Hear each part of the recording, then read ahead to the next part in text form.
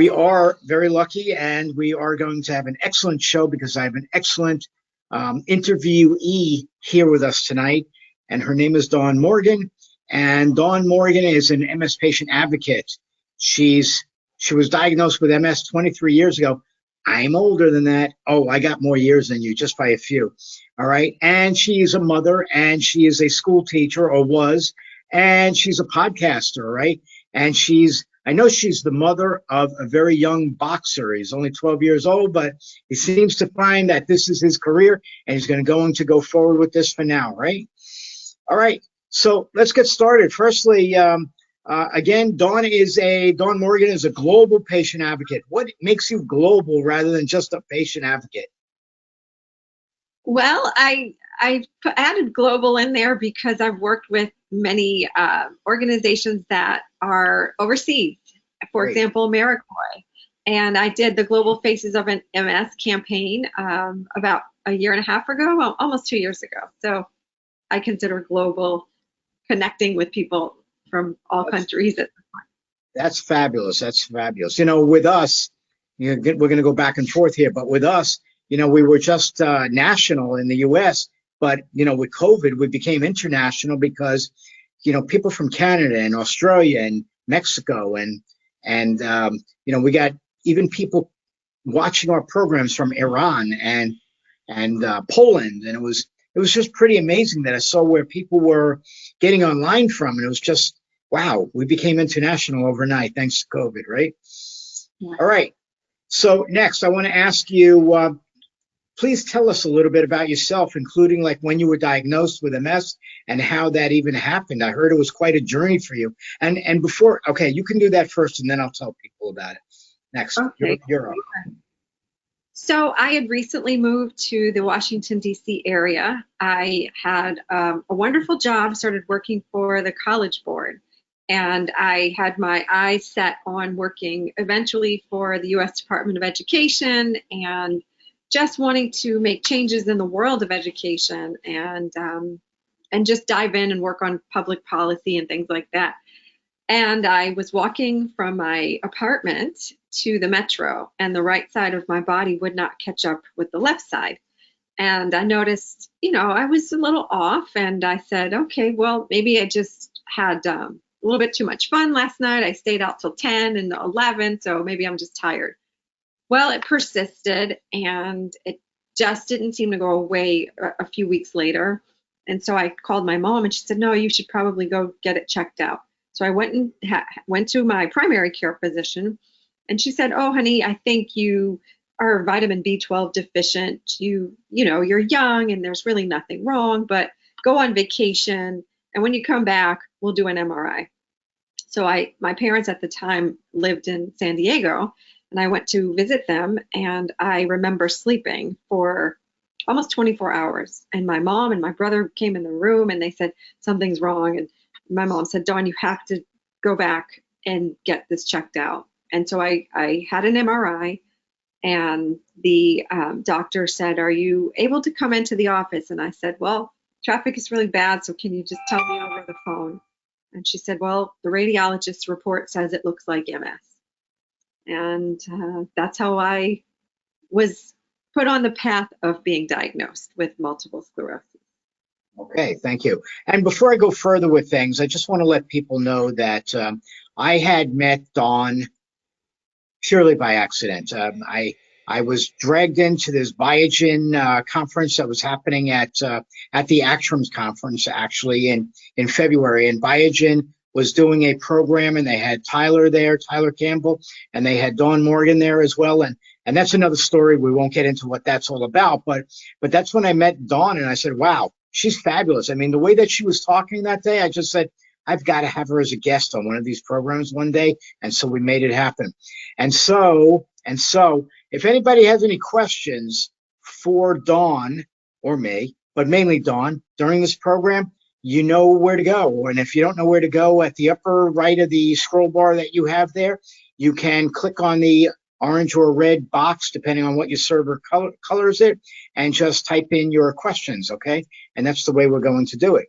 So Bill, I don't know what the deal is, but somebody says that there's something there that said, please remove webinar in progress screen. I have no idea if that's there or not, but that's what a person just wrote in. All right, so going forward, let's take it along.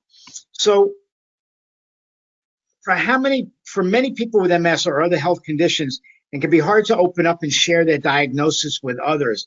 How have you found navigating, telling people about your MS, whether it be friends or family or both, or people you've even met online? How have I approached sharing that information with them? Yes. I used to be pretty timid and reluctant because you never know how people will react. You think they'll think that it's contagious, or oh no, you're different, and I never wanted to be viewed as different. But I think I have reached a point, probably maybe year 10 in my journey, and said, you know what, vulnerability is okay. And I probably within the first few conversations that I may have with someone, or that the first few minutes, I should say, I do divulge and disclose that I have MS, and then we just kind of move on. Okay, perfect. Thank you for that. But when you were first diagnosed, when you were very first diagnosed, how did you tell your family?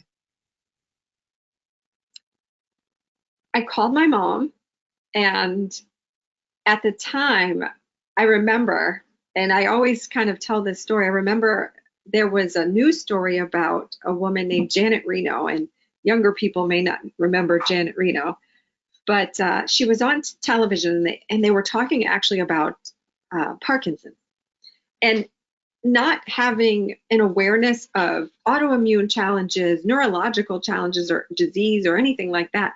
When the doctor was conveying this information, I said, you mean I'm going to look like Janet Reno? And she said, no, no, no. And so I remember telling my mother and my father, he was there at the same time. I said, well, the doctor says, or the radiologist says that I have something called MS. And I saw something on television just a few minutes ago, and Janet Reno was walking, and am I going to be in that situation? And my mom said, we're coming tomorrow. We're getting on the plane and we're coming tomorrow. And so I told my parents in that way. And then I think I called my grandmother, and she just reassured me that I would be okay. And then the rest of the family kind of knew. Everybody came on. So during the day, how were things with like when you were raising your children, when they were younger? How did you let them know with what was going on with you? So I have one son, and it was pretty easy. I'm actually so fortunate to have a young individual who showed compassion from not even knowing what was wrong with mom. Because when he was born, when he was an infant and when a toddler, I was using a cane and a walker and a wheelchair. And I even have video of me still like being at Whole Foods in my scooter, and he's like throwing things in the basket. And so I think I explained to him one day and said, mom has an autoimmune illness, and I'll explain what that means. And I had a simple photo of a brain and a spinal cord. And I said, do you see this cord? Sometimes if it comes apart, this is what happens in my brain. There are cords in my head, and if it gets torn apart, I used smaller language, the nerves are exposed. And so he kind of got it a little bit. I said, but I'm okay. And sometimes I have really big feelings, but I'll be okay. And he did his own research. And I would say probably 6 months ago, I overheard him telling a friend of his, my mom has MS, and it affects the cervical spine. And he was just kind of giving his own, rendition of what I had told him years before. That's cool. That's very cool. When you were diagnosed, you were working, yes? I was. What kind of work were you doing? I was a school teacher. I was an English as a second language teacher. Okay, and how did you present? Were any symptoms presenting at that time, or how did you let your colleagues and or students know what was happening, or not at all? Not at all. I never disclosed to students. Okay, Um, and those that you work with? a select few, a Okay, select few colleagues. okay. I'm not trying to get into your personal life or get you to do anything like that. I'm just trying to share. We got to let everybody know how the Almighty got through this. How you being part of the Almighty, all right? That how you got through these beginning stages, what you might have done that might have been different. I mean, there are some newly diagnosed people online, and there are people that have been, part of this game, I'm going to call it, for a long time, because I guess we all have to make something of it that can be a little bit different, so that way we can still push ourselves through life. Okay. So my next question is, what was your darkest moment during your initial struggles with multiple sclerosis? And after you answer that, I'm going to read a question online that's very similar to all of this. Okay. Okay. So this is interesting. I like this question. My darkest moment. I can honestly say I did not have a darkest moment when I was initially diagnosed. It didn't come till later. And I say that because I was in denial for quite some time. Mm-hmm. Because MS is what they call an invisible illness, my symptoms did not present to the world.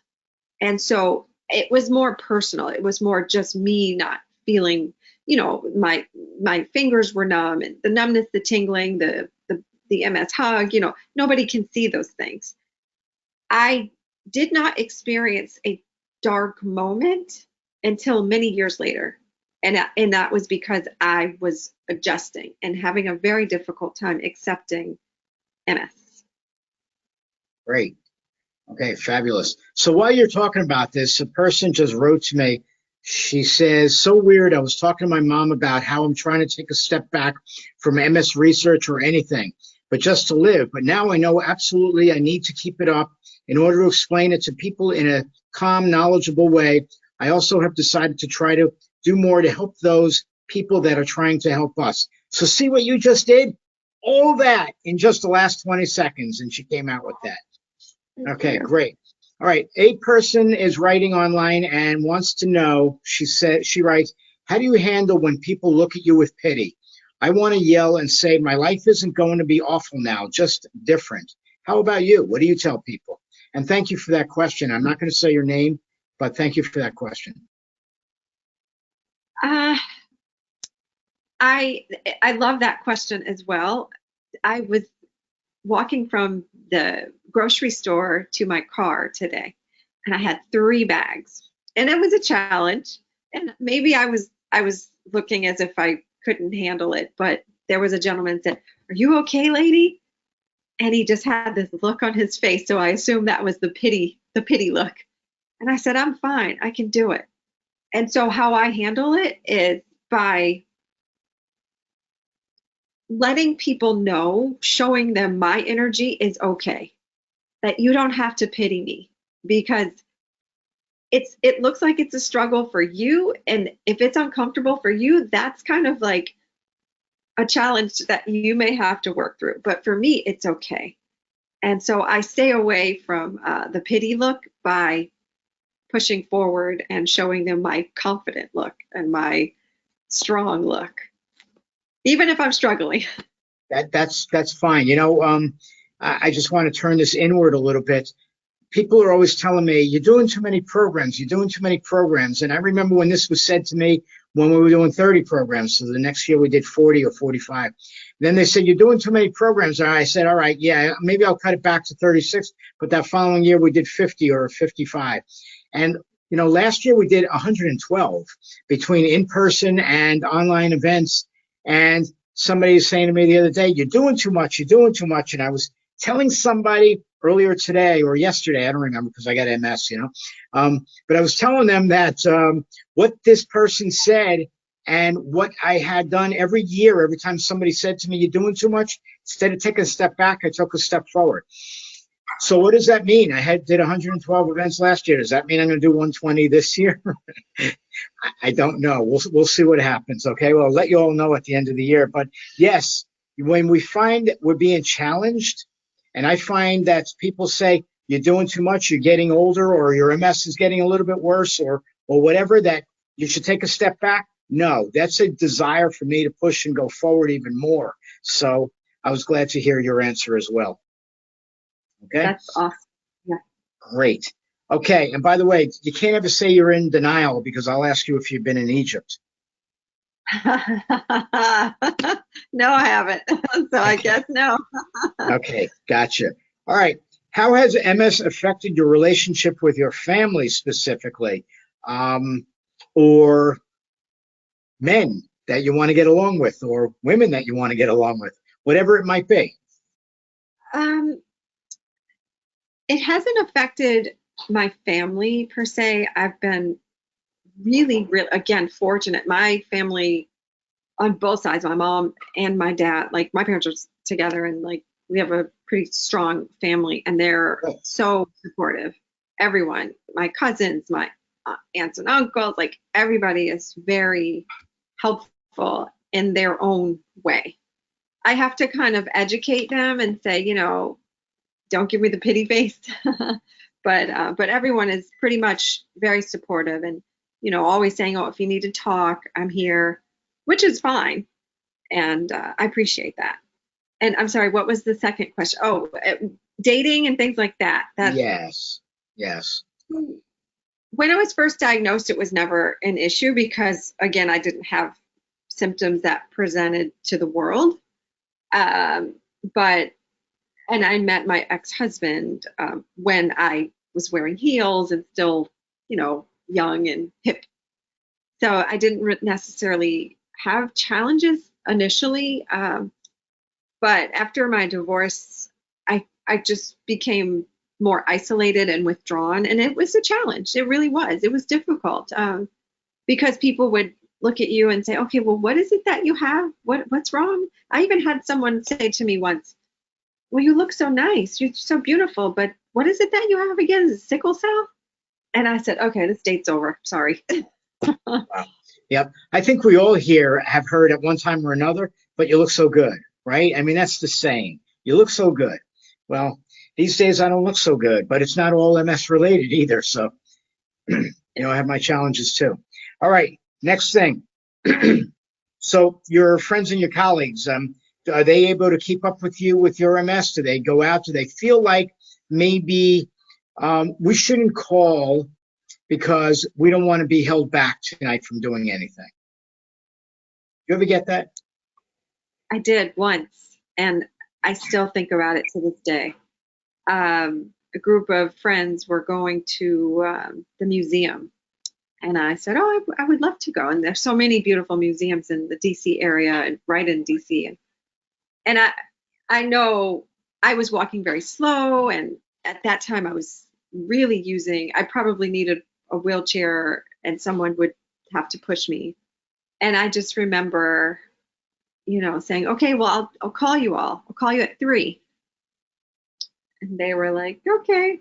And I called and found out later on social media that everyone had left at noon, and all the pictures were there. Right. That sucks, doesn't it? It's horrible. Absolutely. By the way, again, I'm going to let people online because I know a lot of people came in after I first said it. But if you have any questions, comments, or whatever you want to do, share it with us. All right. Be part of the conversation today. And just use the red or orange arrow box with an arrow in it. It's actually a rectangle with an arrow in it. And just click on that and then type in what you would like to type in. And if it's G-rated, I can talk about it. Okay. All right. What are the key lessons you learned since being diagnosed? What steps did you take to manage the MS over the last 23 years? So, key lessons: slow down, because MS will slow you down. As they say, the slow and steady wins the race. I'm not in a race. And as you know, this is what do they say? It's a marathon, not a sprint. I think isn't that how it goes? Yeah.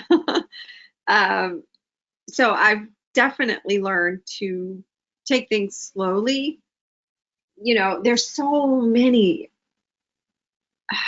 glitches in the body that come with MS, and especially with mobility, with incontinence, with cognition.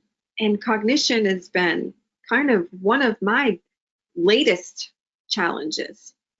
So I've learned to take things slow and allow myself time to work through those difficult situations.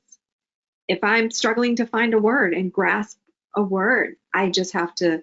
And I learned this in my neuropsychology appointment. I see a neuropsychologist who's amazing, and she always says, look for imagery instead of getting into a panic or an anxious, moment. Think of something that will calm you and slow you down even more. And so I now kind of think of happy things like a bed of flowers or a beach or something that, says, okay, Dawn, it's okay. Just slow down. Good. So that, You know what? I forgot where you started your answer. Oh, you asked me. I'm joking. I'm joking. But I also I write down notes as you're talking, so I know where you're at. But otherwise, I would forget. So that's my issue. And as you get to in your 60s, you'll find you got more learning or remembering issues.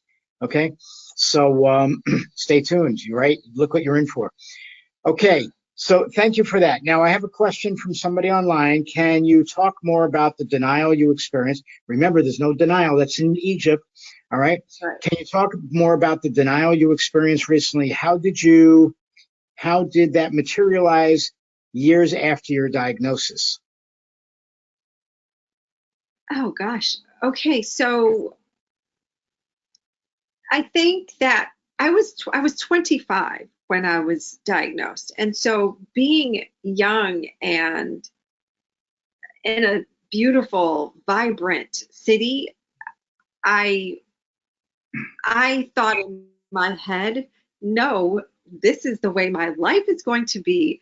I don't care what anything comes in to tell me. I have a plan. So MS is not in my plan. So that was the genesis kind of the denial. And then things started to, I think the second part materialized later on, and me like having an awakening and saying, okay, well, you're experiencing some difficulties, Dawn. And so at some point you're going to have to face this. And I allowed that denial to kind of spin me into some sort of, I wouldn't say depression because I was never diagnosed with depression or anything, but a deep sadness. And I went through a period of woe is me. And I had to snap out of it. And that's when I kind of found yoga and meditation. And I was like, this is not me. It's just something that I have. And I have to learn to navigate and manage it and adjust because it's here to stay.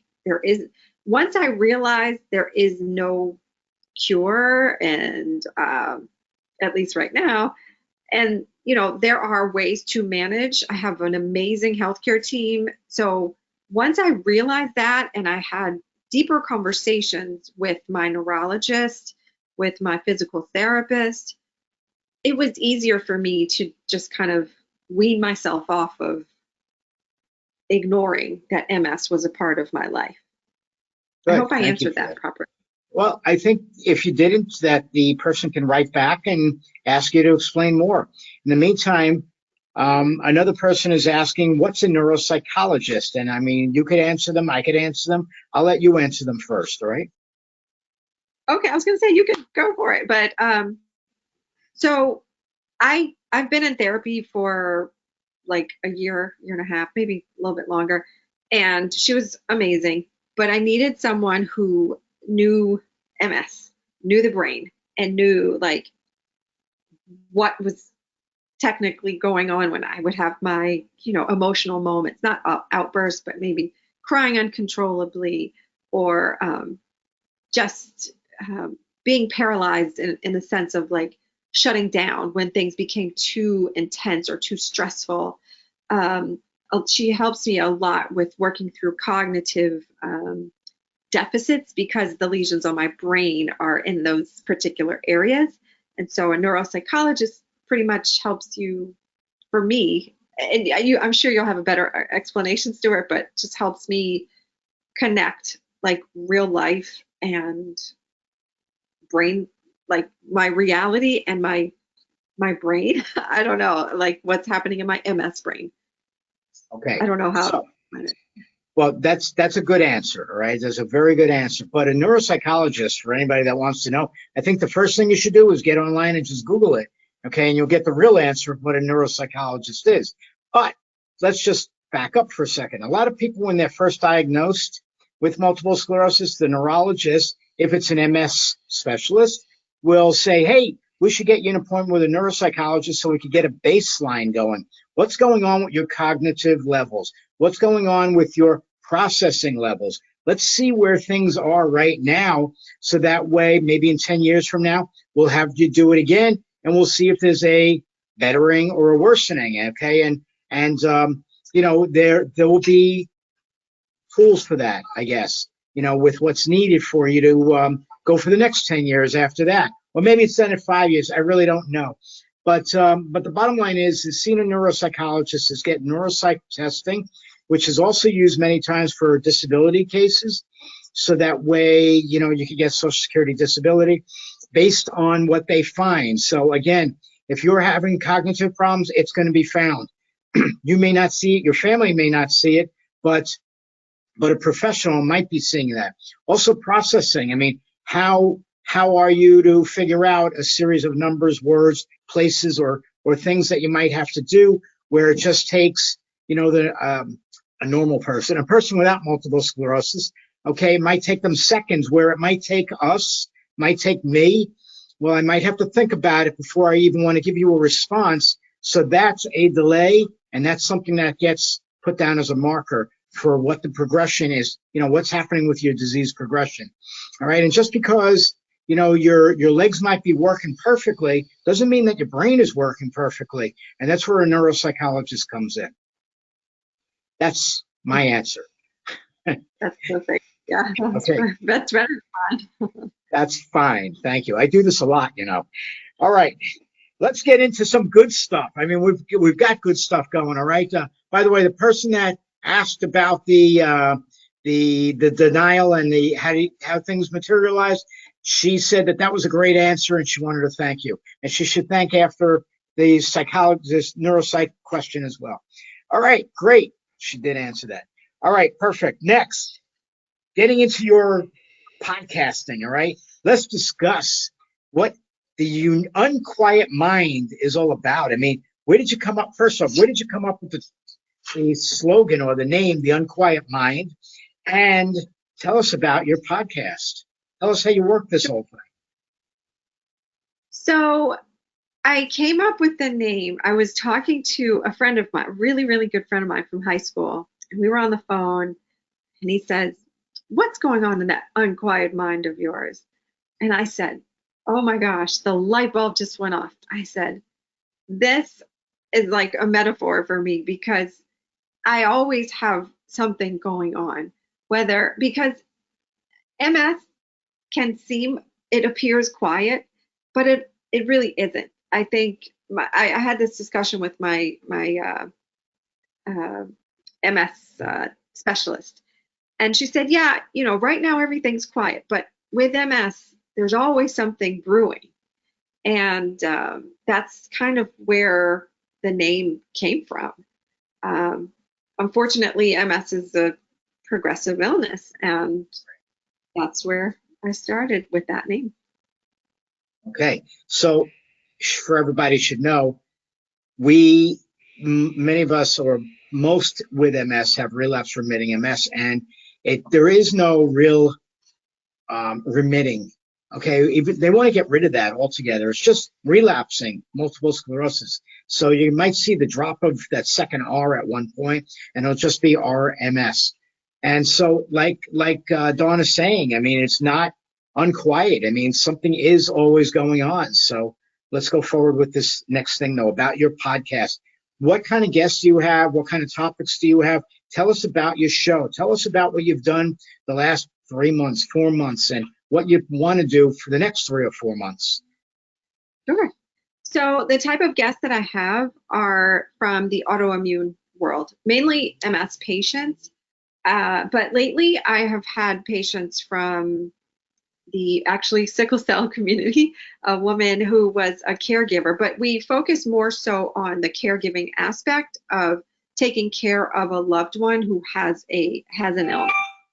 And so I touch on topics about caregiving. How is it? Because there are so many people that have family members that take care of them on a daily basis. And I think giving voice to our care partner, I should say, is really important because they don't always get to speak and they don't always look at themselves and say, okay, I might need a break today, And so I've talked about that. Right now, I talked about trauma and how MS can, I guess, trigger some sort of traumatic emotional experience in your life. And I've had a trauma expert on. She's amazing. And I also just recently had a young lady on talking about mental health. And that's a huge portion of what we deal with, I feel, in the MS community. But I also wanted to highlight other individuals and just kind of connect how mental health affects all of us. And particularly when it comes to a multiple sclerosis patient. And the topics that we cover are, gosh, they range from how do I tell my boyfriend, that I have to use the restroom, like I mentioned before, the incontinence issue. So embarrassing thing that people would say. We talk about everything, a wide range of challenges that affect us. You getting choked up? No, I was waiting for the next question, but because it was like a two-part question, and I couldn't remember the second part. Oh my gosh. All right. So I think I was saying that I don't remember for sure what I was saying, but I want to know what you're going to be doing over the next 4 months or 3 months. But before you get to that, I want to ask you a little bit about some of the topics that you've just done. Trauma. What did you talk about? Well, I remember specifically talking about how trauma triggered a lot of anger. And I never knew where the anger, because I'm not an angry person. I grew up very happy and in a happy household. And I think that when I was given my diagnosis, I somehow became very angry, and my anger was buried.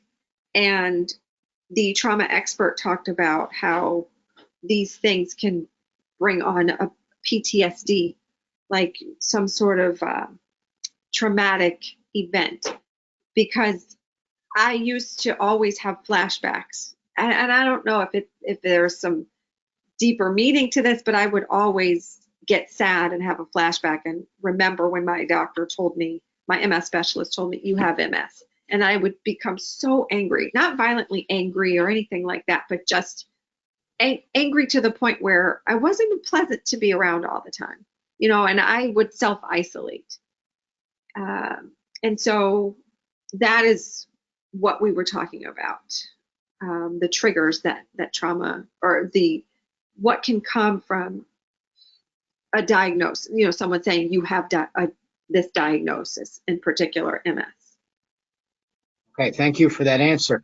And I just wrote to everybody. I would like to know if any of you went through that, what kind of trauma that you had, and if so, can you tell us about it? I know you can't physically tell us from your lips, but if you can type it out, I'd love to read it. So, and I would love to get back on that. So, shoot it over, send it over. Don't be bashful. I'm not saying your name. Just type it, send it.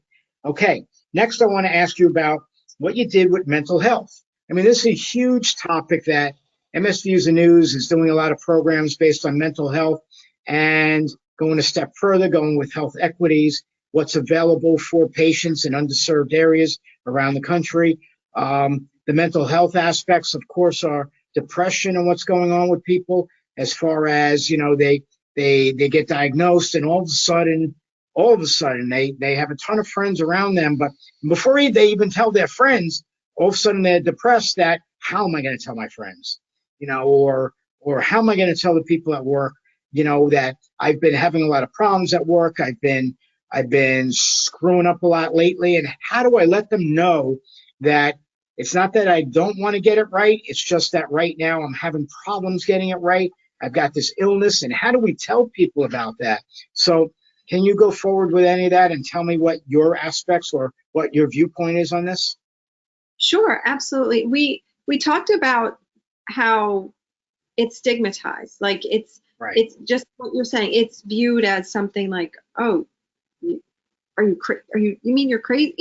That crazy word comes up, and they associate seeing a therapist or seeing a psychologist as being a little loose, having some screws loose, and that's not the case. The fact of the matter is my life has changed.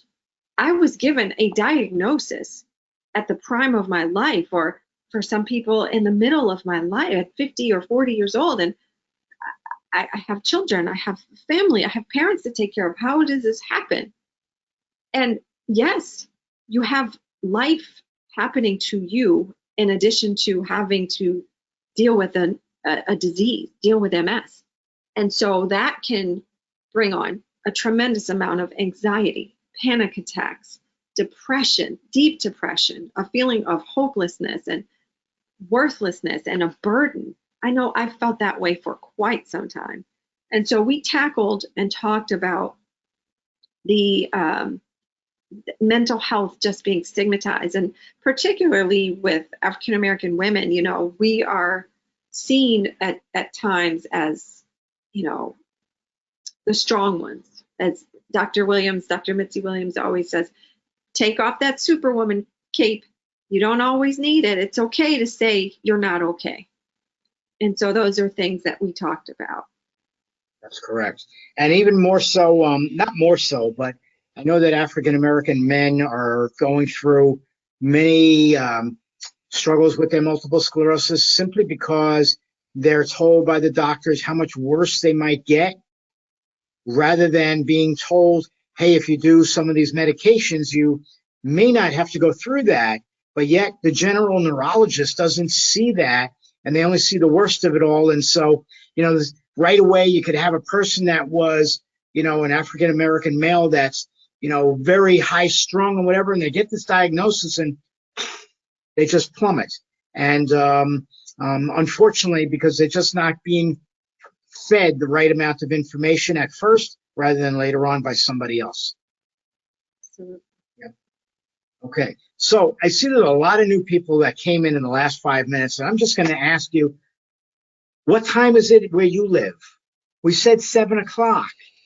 Okay. 7 o'clock Eastern time. That's 7 o'clock Europe time. Or not 7 o'clock Western time, but 7 o'clock here, Eastern time. Where the heck were you? Okay, remember, our shows usually start at 6:30 or 7 o'clock Eastern time. Okay, next. What are your greatest achievements since your diagnosis? Oh, that's a heavy question. Oh, boy. My greatest achievement is, not being afraid of what is coming day to day. Good.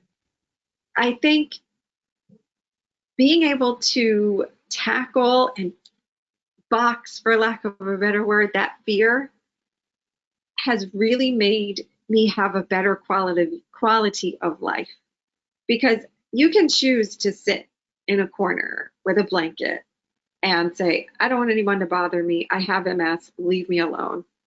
Or you can say, I'm going to get off my rear and I'm going to just make the best out of it. Yeah, I can't feel today. I can't feel my toes. Yeah, my foot's dragging a little bit. Yeah, I'm exhausted, or I have a little bit of back pain, which I do every day, but I'm still going to keep going. And I do it because I have to, and I have to for me. And it's just like they say in the when the flight attendant says you get on the airplane, she says, make sure you in the case in the event of an emergency, make sure you have your mask on. Put your mask on first. You can help others. I cannot help anyone if I don't attack my fear and my acknowledgement that yes, you have this illness, but you can keep going. You can keep moving. I mean, even if you don't have the ability to move your legs, you can blink. That's movement. You can wiggle your finger. That's movement if you're able to. I mean, there was a time where I lost the ability to even open a bottle. I couldn't open a water bottle. I couldn't wash my hair. Yep. Yeah, I think that would be the biggest accomplishment for me, being able to know that I am able to move forward despite of. That's great. That's great. You know, people wouldn't believe it, but I'm afraid to get on a plane. No, I'm joking. I fly so much. How could you be possibly afraid to get on a plane? All right. A person, and I'm glad she brought this up because I forgot to ask you before, even though I wrote the note. How do people find your podcast? I wrote it in my notes and I forgot to ask you. Yes. Well, I have a YouTube channel, and just look at the Unquiet Mind podcast, and it's on YouTube, and then we're on Apple and Spotify, wherever you find your podcast, I should say. And people have to forgive me, but because MS, I took a little bit of a hiatus, and raising a child and making sure his 6th grade year was well, I have so many interviews that I still need to post. I just haven't done that. Sounds like me trying to get all the videos posted. It's just I'm involved doing so many other things. It's hard to get the videos up to date. All right. I'm going to ask some other questions that people are asking online before I get back to mine. And the next one is, do you have any tips on you can use or to handle stress that you can share with us? And I know stress can exacerbate symptoms, but what can you tell us about this from your perspective? This is fabulous. I'm dealing with quite a bit of stress right now. Why? And well, because long story short, the city ruined my car, and so it's kind of damaged, and it's with the mechanic, and it looks like it's not going to live too much longer. So I'm a little stressed out about having to get a new car, which was already paid off. So, but that's a little stressful. Okay. But how I deal with it, because every day something's going to pop up. Okay. Again, I'll go back to what I was saying before. I slow down. I have to slow down. I have to be mindful of where my thoughts are going, where my thoughts are taking me. Is it taking me down some weird, road that is just going to have me bitter and angry and snapping at everyone? No, I don't want to be that person. I want to be a pleasant person. I don't want to have any exacerbations. I don't want the anger to cause any sort of inflammatory challenges or issues in my body. I want my MS to stay down, just remain quiet. And so the best thing that works for me, and it may not work for everyone, but I just take a deep breath, and I found meditation. And I know a lot of people have a hard time calming their mind and their thoughts, but even if it's 5 minutes, I just have a moment. And I found transcendental meditation, and it changed my changed everything. So it's 20 minutes twice a day where I just sit calmly. I don't think about anything. Sometimes I think about a lot of things. Maybe what am I going to cook for dinner or things like that. But those are happy thoughts. That's So cool. I only think about happy thoughts. I redirect. That's good. Thank you. And it's strange that it's not strange. I mean, you mentioned meditation. What's strange is that I started doing it recently, encouraged by somebody else that I know that has been doing meditation. And, it's not that I do it every morning because I don't, but somewhere during the course of the day where I could find 5 minutes just to take out this app that I got on online, and I forgot what it's called. It's called Insight Timer, right? And you go in there and there's 2 minutes, 3 minutes, 5 minutes, 10 minutes, a half hour, an hour. I can't see doing meditation for an hour. I only have time for 5 minutes. So I'll do it for 5 minutes. But wow, what a difference. Oh my gosh. The other day I was so stressed out about something while I was at the airport with all the crap that you go through being at the airport these days. And I just took a few moments, 5 minutes. I sat back and I just listened. And I said, this is so nice. I mean, I got so mellow afterwards. It was just fabulous, fabulous. So, hey, everybody, what I'm trying to tell you is that if it worked for me, it could really work for you, all right? So check it out. All right, going forward with the next person that's asking, and again, for those that came in late, we want to hear from you, all right? This show is not just about me. It's not just about Dawn. It's about me asking Dawn questions, all right? But we want to hear from you too, so get involved. Type it in, write up what you want to comment about or ask a question about. We'll be more than happy to answer it from our perspectives. All right, next person writes, my trauma was the length of time to get to a diagnosis. I went to 4 neurologists, 2 of which told me that I did not have MS. In the meantime, I was getting worse. If I had been treated from the beginning, I might never have so many, I can't see the bottom of it. I can't see if I treated the beginning, I might not have so many. I can't see the end of it here. So many deficits now. There we go. So many deficits now. So do you want to tell this person anything? Yeah, it's heavy and it's hard to not feel some sort of betrayal from your doctors or people in your healthcare circle, because you're going in and you know your body, you know that you're having challenges, you know something's off, and for a doctor to take a long time at getting to really what's happening can be so frustrating. And I'm so sorry that happened. It sounds similar to what happened with Selma Blair. I remember she went many years. I'm sure maybe you have spoken with her, Stuart, but I remember watching her on Good Morning America, and she said she had gone many years without any sort of diagnosis, and she has now, deficits.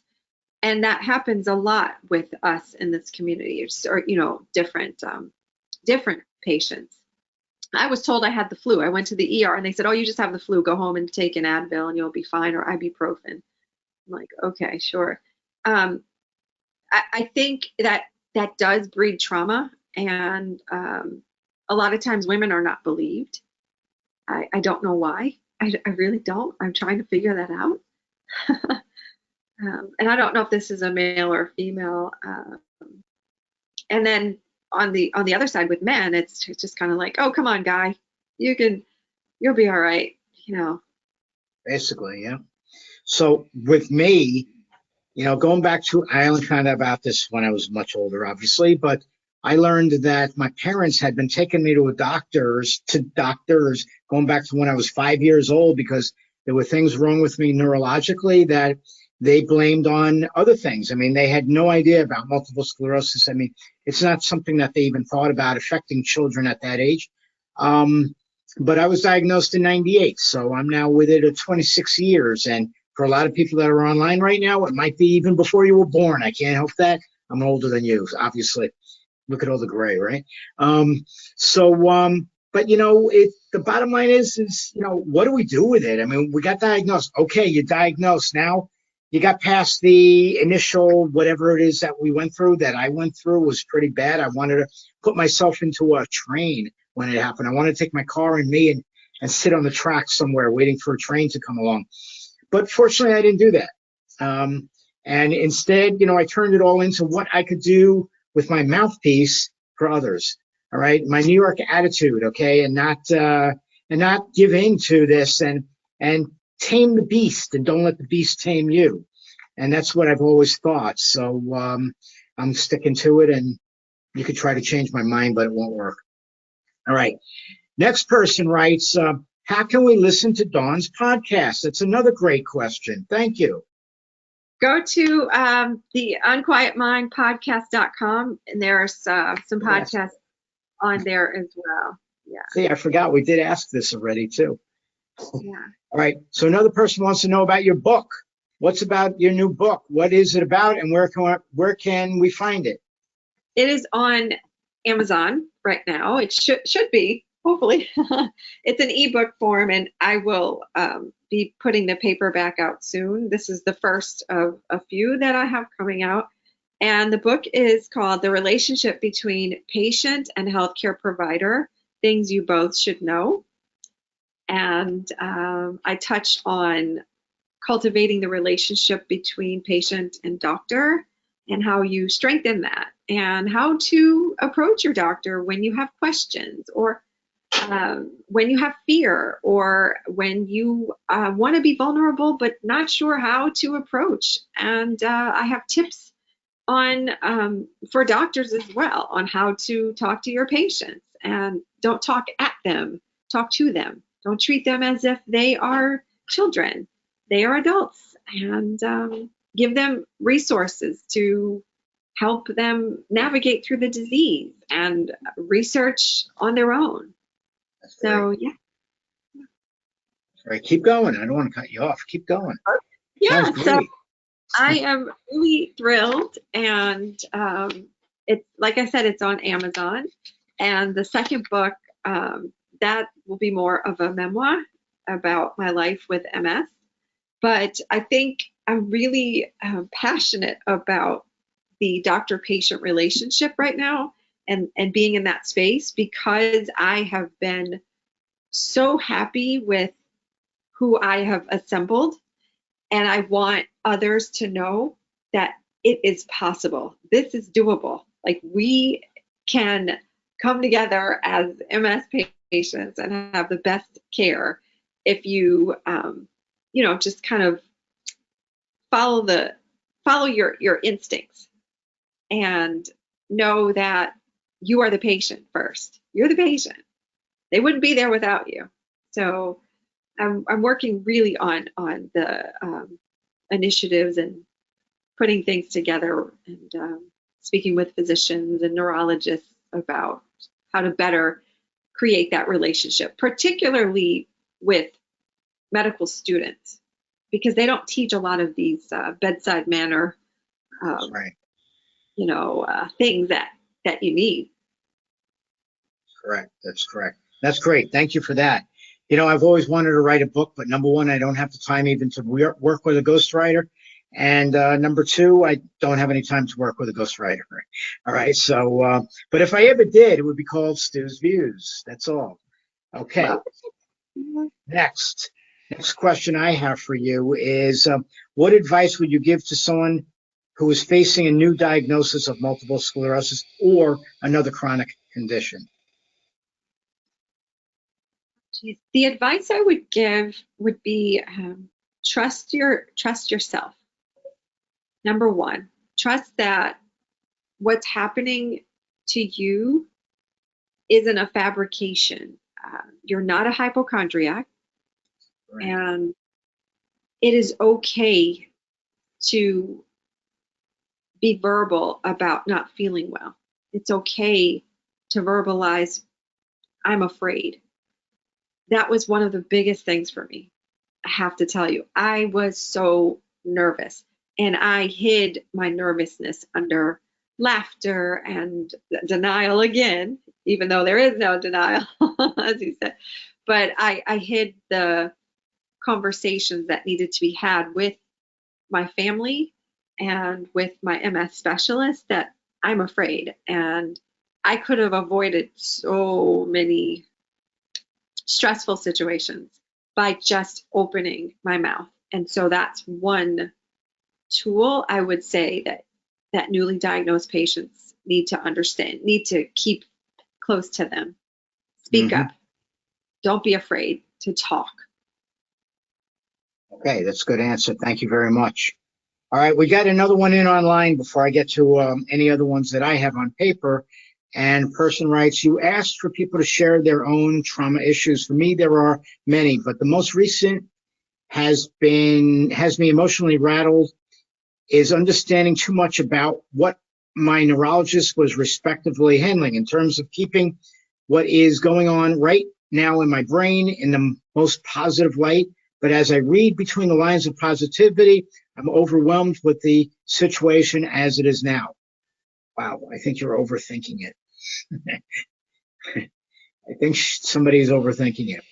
Okay, I'm going to get your answer, though. Your answer would be a lot more subtle than mine. So. Sure. Okay, I want to break that apart because it was kind of a lot for me. So she was saying that her doctors aren't believing or listening to her. It appears like that. You asked for people to share their own trauma issues. For me, there are many, but the most recent that has me emotionally rattled is understanding too much about my neurologist was respectfully handling in terms of keeping what is going on right now in my brain in the most positive light. But as I read between the lines of positivity, I'm overwhelmed with the situation as it is now.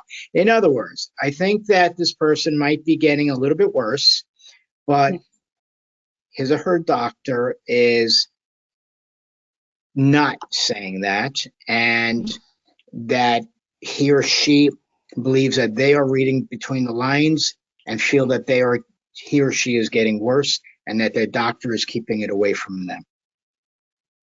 So Absolutely. that's creating trauma. I can completely understand that. I think highlighting, you're going to be okay, you're going to be okay, and not really saying what's actually going on can be traumatic for a person because you know your body. And so for a trusted provider to continue to shine, you're okay, everything's great, let's have cake and ice cream, that can bring and breed all types of nervousness and fear again. I think there's something that that happens with a lot of individuals who they'll come across people that say, "Oh, you have MS? Oh yeah. Oh well, you're going to be fine," and they just kind of project what they feel, what your life should look like. And I think the projections are what causes the trauma for the other person because it's like, okay, yeah, I want to believe what you're saying, but this is not my reality. And it's hard for others to digest that. So thank you for that. See, I didn't see that, and what you just said makes a lot of sense. So I'm glad I was listening to you as well. I think that guys look at this from a different perspective than how women. And this is just in general, but like you were saying earlier, that guys like say, okay, you got this, but smack you on the back, you'll get past this, and let's just keep on moving. So I think that guys just might. Maybe we're stupid. Maybe we just believe the doctor more than you all believe. All right, that's the bottom line, okay? Because I'm the type of person that believes, well, I'm seeing the best doctors that I can, and then they're not going to hide anything from me. So that's my perspective on it. And I think a lot of guys might get that as well. They might think that they did all they could do to find the doctor that they want to see, and they're going to believe what their doctor is telling them. Whether it's right or wrong, we're still going to believe it. Unlike you, who asked the question, who you're feeling the trauma by thinking beyond what the doctor is telling you. So I could understand that as well, though. So thank you for asking, and Dawn, thank you for answering. Okay, another person wants to ask, what are you working on next? So next, I have some great projects coming up, and I won't give too much away because it's in the works. Why not? And I feel like I'll jinx it, as they say. And but I'm working on a series of small videos with a group of MS patients, and it's similar to Oprah's masterclass. I don't know if you've ever watched her masterclass, Nope. but oh, okay. Well, she interviews celebrities and they talk about their lives. So yeah, so it's the MSers, the masterclass, and so that will be coming out, and we're going to be sharing and talking about MS and our experiences and just real life tangible pieces of information that people can take and take what they want from it, and hopefully speak with their doctors and with their family members and their loved ones about. So that's one big project. It's going to be a video. Great. Probably about Thank you for that. Thank you for that. All right, I have one last question for you, and then we're going to call it a night. All right, and that is, what else do you want to add to all of this?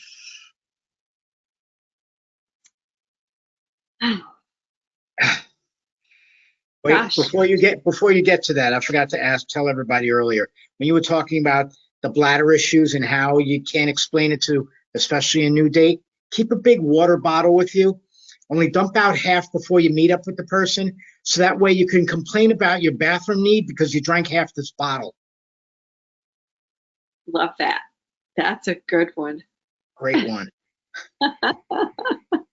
I'm going to use that one. Well, I'm not dating right now, but I'm going to use it. If I were, I would use that. Okay. Oh, all right. So what else would you like to add to tonight's conversation? Where do you want to go from here, please? Where I would want to go from here is letting people know that vulnerability isn't something that MSers can shy away from or should shy away from. There is a community out here, a community of people who we may have all different symptoms and, experience numbness and tingling or not, or an optic neuritis or not. But being open and vulnerable creates that sense of togetherness and camaraderie and understanding yourself and communicating. So I think that when you become comfortable in that vulnerable space, which the questions that have been posed are extremely amazing. They were just like the best and super vulnerable. And I think that it allows for these conversations to be had and for us to grow stronger as a community. And that's my goal, is to continue being a voice for the voiceless or people who don't necessarily want to talk about MS. Maybe they want to share just a bit. But I want to continue to show my transparency and my vulnerability and take others and speak for them if they'll have me. Okay, thank you for that. Thank you for being online with us tonight. And before I let you go, and before I close this out, I just want to let everybody know that next week on the 27th, we have a program with Dr. Brian Steingo, and that is about understanding more about MS relapse. It's about MRI, and it's about biomarkers, new biomarkers that the world is going to learn more about in the coming weeks and months. And in fact, I'll be interviewing one of the companies that has one of the new biomarkers via a blood test. Imagine that. And I'll be interviewing them probably in August or September. But then on Wednesday, I believe the 28th, we have our mental wellness chat with our licensed clinical social worker, and that's a program that we do every month.